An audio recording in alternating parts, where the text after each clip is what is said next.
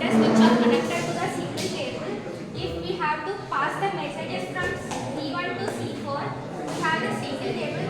The messages are passed through this cable, and each computer should have that message because of the computers are connected to the single cable. So you have to easy to transfer the message through any computer.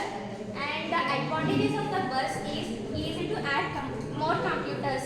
If you have to add C5, C6, C7, C8, we have to add easily to this single cable. And the disadvantages of the bus topology is the number of devices and computers are limited.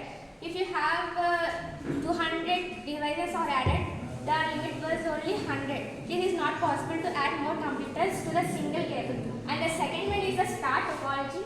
And in this star topology, we have a central hub which is acts as a server. And this central hub will have nodes. These are the nodes which are connected to the central hub. These nodes are acts as a clients, and we have to send a message from this node to this node.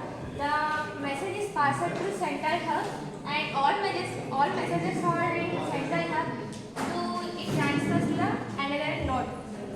And the advantages of this star topology is robust. If one node is failed, then other nodes are not failed. It is work easily. And the disadvantages of the star hub is if the central hub is failed, then all network is failed. And the third one is the mesh topology. In this mesh topology, we have several stations. Station means these are nodes or anything. And these stations are connected to all.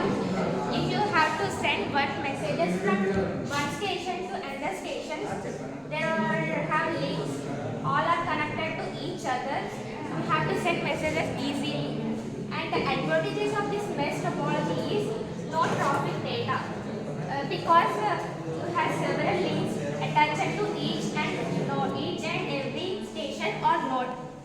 And the disadvantages is it is very expensive because we have several links to send messages from one station to another station.